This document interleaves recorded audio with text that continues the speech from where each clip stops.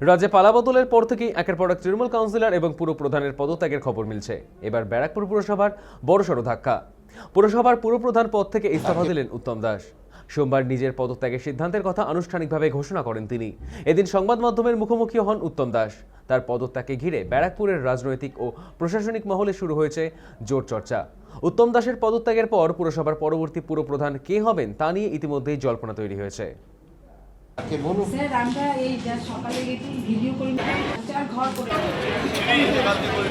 আজকে যেটা সিদ্ধান্ত নিয়েছি যে আমি আজকে আমার পদ থেকে চেয়ারম্যান, দীর্ঘদিন ধরে চেয়ারম্যান, 17 বছর ধরে চেয়ারম্যান আছে, এই পদ থেকে আমি কাউন্সিলর থেকে আমি রিজাইন দিচ্ছি।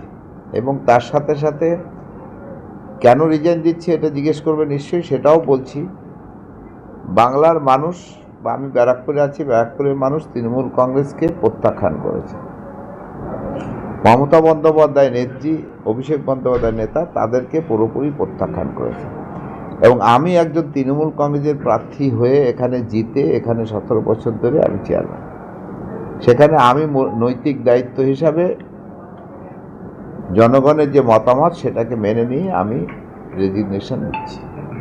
এবং তার সাথে সাথে তৃণমূল কংগ্রেস পার্টি থেকেও